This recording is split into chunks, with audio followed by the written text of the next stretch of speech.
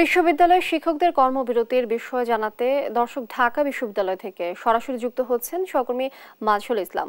মাজহার, আপনি এর আগে যেমনটি জানিয়েছিলেন, এখন জানাবেন আন্দোলন নিয়ে কি বলছেন শিক্ষকরা, কি দেখছেন সবশেষ পরিস্থিতি?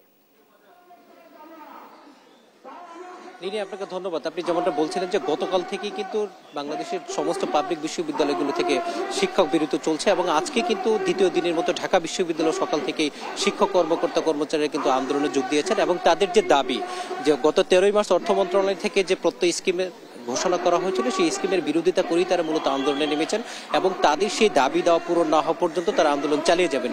এই মুহূর্তে আমরা ঢাকা বিশ্ববিদ্যালয়ের প্রশাসনিক ভবনের সামনে রয়েছি। তারা কিন্তু সকাল থেকে এই আন্দোলনের অংশ হিসাবে সকাল থেকে তাদের প্রশাসনিক কার্যক্রম বন্ধ করে তারা কিন্তু বিক্ষোভ মিছিল করেছেন।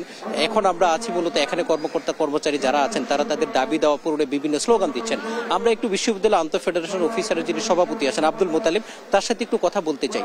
ভাই, মূলত আপনাদের দাবিটা কি, কেনই আন্দোলন করছেন? আসলে যে প্রত্যয় যে স্কিম ঘোষণা করা হয়েছে, যদিও এটাকে পেনশন স্কিম বলা হচ্ছে, আমরা এটাকে পেনশন স্কিম বলতে নারাজ। এটাও অনেকটাই লাইফ ইন্স্যুরেন্সের মতো। আমরা সারা বছর ধরে পেনশন প্রিমিয়াম দিয়ে যাব, একটা নির্দিষ্ট মেয়াদ শেষে আমরা এটা টাকা পেতে থাকবো মাসিক। এবং আমরা যে বিভিন্ন সুবিধাগুলো পেয়ে আসছি, এককালীন আনুতোষিক, প্রভিডেন্ট ফান্ড, বেনেভোলেন্ট ফান্ড, ছুটির নগদায়ন সুবিধা এবং এলপিআর কালীন যে বেতন ভাতা, সেগুলা কিন্তু প্রত্যয় স্কিমে কিছু নাই। আমি আজকে রিটায়ার করব, আজকে থেকে পরের মাস থেকে আমি পেনশন পেতে, একটা মাসোহারা পেতে থাকবো। এটাকে আমি পেনশনও বলতে নারাজ, এটা মাসোহারা বলা যায়। আপনারা এই আন্দোলনটা কতদিন চালাবেন এবং দাবি দেওয়া মাননীয় সরকারের পক্ষ থেকে কোনো গ্রিন সিগন্যাল আপনারা পেয়েছেন? আমরা বারবার আপনাদের মাধ্যমেও সরকারের প্রতি আহ্বান জানাই এবং আন্তঃবিশ্ববিদ্যালয় অফিসার্স ফেডারেশনের সভাপতি হিসেবেও আমি আহ্বান জানাই। আমরা ধর্মঘট করতে চাই না, আমরা কর্মবিরতি করতে চাই না, আমরা কাজ করতে চাই।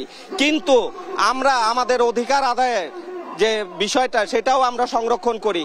আমাদের পেটের তাগিদে আজকে আমরা মাঠে নেমেছি।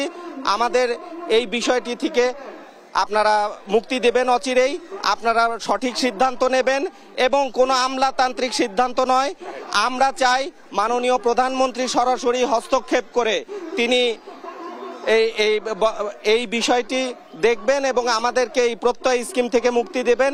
এবং আমরা মনে করি যে এই প্রত্যয় স্কিমটা বিশ্ববিদ্যালয়ে যে স্বায়ত্তশাসন, সেই স্বায়ত্তশাসনের পরিপন্থী।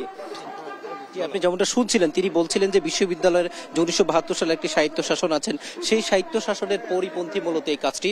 এবং বিশ্ববিদ্যালয়ের যে আলাদা একটা নীতিমালা আছে, এই নীতিমালা বিরোধী। তারা যেটা বলছেন যে বিশ্ববিদ্যালয়ের শিক্ষকরা 65 বছর পর্যন্ত চাকরি করেন, কর্মকর্তারা 62 বছর পর্যন্ত চাকরি করেন, কিন্তু বিদ্যমান পেনশন স্কেলে তাদেরকে 60 বছর ধরে করা হয়েছে। এবং এটি করে যারা বলছেন যে বিদ্যমান তাদের যে নানা সুযোগ সুবিধা আছে এ থেকে তারা বঞ্চিত হবেন এবং বিশ্ববিদ্যালয়ের যে একটি সৌন্দর্য এটি নষ্ট হবেন। তবে তারা তাদের আন্দোলন বেশি দিন চালাবেন না যদি সরকারের পক্ষ থেকে সেই দাবি দ্রুতই মেনে নেওয়া হয়। এবং তারা কিন্তু বলতে চাচ্ছেন যে এতে করে যদিও শিক্ষার্থীদের কিছু সমস্যা হচ্ছে, কিন্তু তারা শিক্ষার্থীদের কাছে এটিও বলছেন যে একদিন তারাও বিশ্ববিদ্যালয় কর্মচারী হবেন, তাদেরকেও একদিন এই পেশা জীবনে আসতে হবে, তাদের কথা ভেবে। এবং শিক্ষার্থীরা যেন তাদের সেই দাবির সাথে একমত পোষণ করেন এবং অল্প যে তাদের শিক্ষা কার্যক্রম ব্যাহত হবে এটির জন্য পরবর্তীতে তারা সিদ্ধান্ত নিয়ে তাদের সেই ক্ষতি পুষিয়ে দেবেন, এমনটাই কিন্তু তারা জানিয়েছেন। এবং তাদের যে ঘোষণা, দাবি আদায় না হওয়া পর্যন্ত তারা আন্দোলন চালিয়ে যাবেন এবং তারা আশা করছেন সরকারের পক্ষ থেকে আন্দোলন মেনে নিয়ে তাদেরকে তাদের কার্যক্রমে ফেরার সুযোগ করে দিবেন। লিনে, এই ছিল ঢাকা বিশ্ববিদ্যালয় থেকে আমার কাছে আজকের আন্দোলন সম্পর্কিত সর্বশেষ তথ্য।